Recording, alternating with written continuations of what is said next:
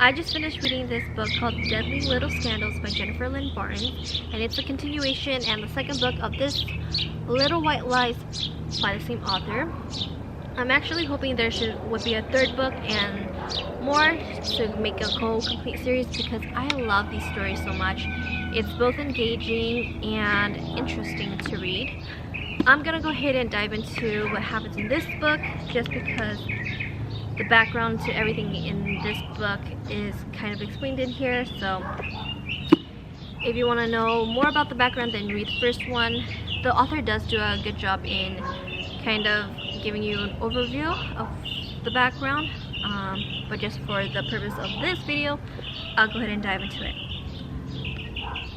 I don't know how to do a chronological synopsis of this book just because so many things happen in one chapter, so I'm just gonna go by character. First off, Sawyer found, which is the main girl, Sawyer found a photo of her mother and Sawyer found a photo of her mother with two other girls who had ribbon tied around their ankles, their arm, their hair, basically indicating that they were best friends. She knows that the second girl is her friend Sadie Grace's stepmother, but she didn't know who the third girl was, named Anna. And every time she asked any of the adults would push her off or tell her to not go so deep into it because it would cause her trouble. So that kind of basically places the base for the rest of the story. What should I say? Okay, just because I had compiled the list of people just to explain it, somehow it will come in together. Aunt Olivia, which is what we initially thought is Sawyer's mother's sister and the aunt of the whole family, is truly not the aunt. The real aunt actually passed away when she was, I forget the age, but when she was either a teenager or younger. I think it was young, during the teenage time. And there's this girl named Casey who is actually the Sawyer's mom and the real Aunt Olivia's long lost cousin that they didn't really know about. Casey for one time ran away from her home to go to Lily and Tass, which is the grandmother, house to see if she could seek any attention that she wanted, that she wasn't getting from her home that isn't very bougie and rich and fulfilling. So when Casey saw that the real Aunt Olivia, who goes by Liv, has fallen off a cliff, which I'll explain later, then she thought, okay, so maybe I have a chance to get into this family, get into this lifestyle by pretending that I am Olivia or Liv. And for some reason, she only goes by Aunt Olivia or Olivia. She does not like the name Liv because she doesn't want people to remember who the real Liv was. And no one knows that Liv truly passed away except for the people involved, who were JD, which is Lily's father, Charlotte, which is Sadie Grace's mother, and Sterling Ames, which is Campbell's father. Until the end of the book, then the grandmother, Sawyer, and the mother knows what happened. Next, Lily. Lily is an adopted child. Throughout the story, we thought that JD and Aunt Olivia / Casey was her parents, but we later find out that Lily is actually the child of. Remember how I was saying there's 3 girls in the photo of Sawyer's mother? Well, the third girl, Anna, that's Lily's mother, and Sterling Ames, which is Campbell's father.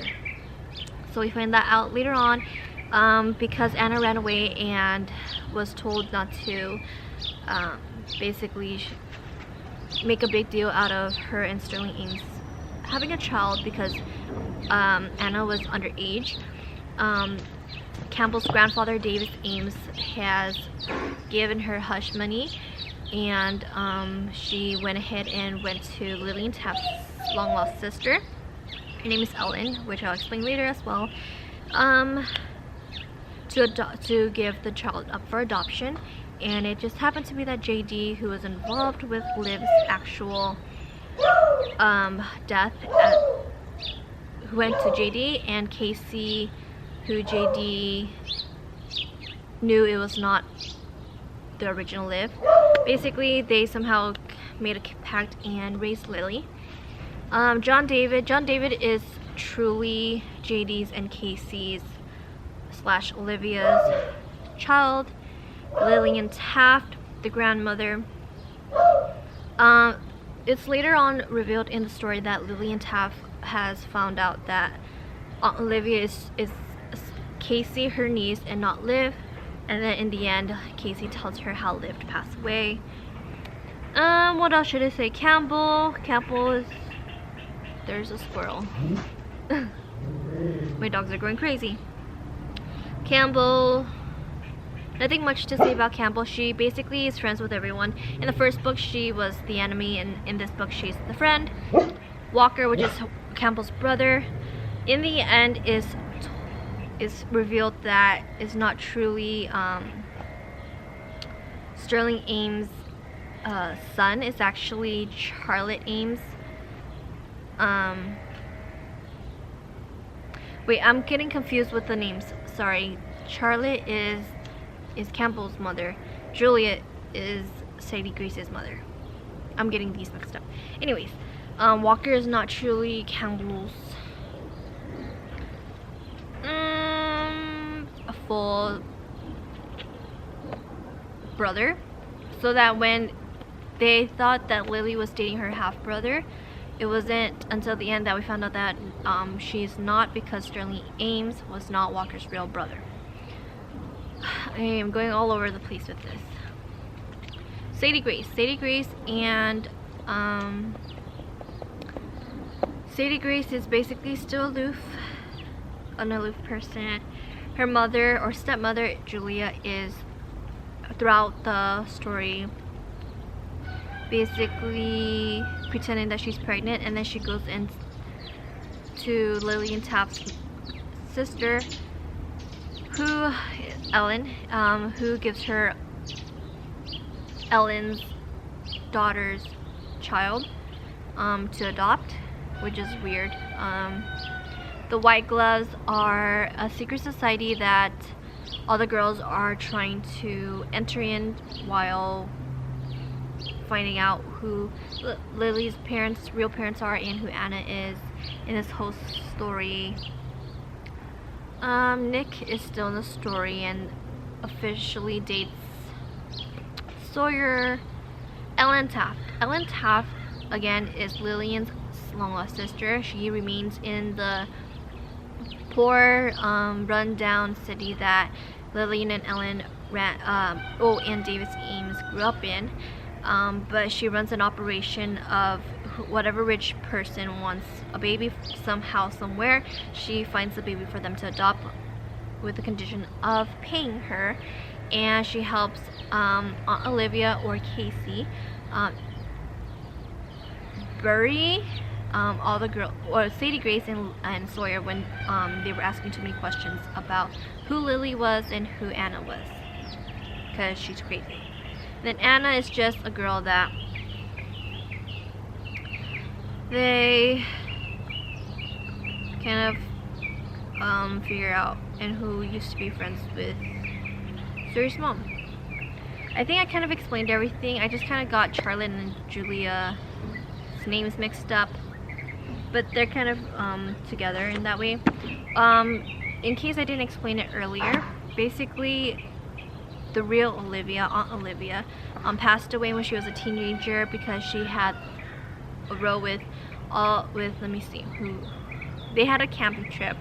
It was JD, I forget the name, so I need to reference it. It's JD, Sterling Ames, there's one more guy, I forgot his name, Charlotte, Aunt Olivia, Liv, and Julia. And then they were kind of just basically going back and forth arguing, and then somehow Liv fell off of the cliff and passed away, and they never told anybody. It was just among them. So when Casey somehow showed up in the city saying that, hey, Olivia, then they just kind of kept quiet, or else they would go to jail. Yeah, pretty much that's the whole story of it. Kind of too much things going on, so it's a little hard to explain the whole story, but I love it. Like I said, it engages the reader.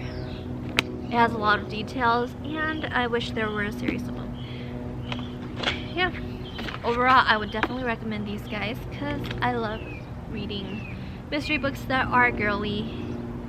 And if I were to play any of the characters just to have a fun time, I think Campbell would be pretty cool to play, not be necessarily, but play, because she gets a lot of scenes on jet skis, finding the girls in the hole, and just overall having a lot of scenes in various places. So I think that would be super fun.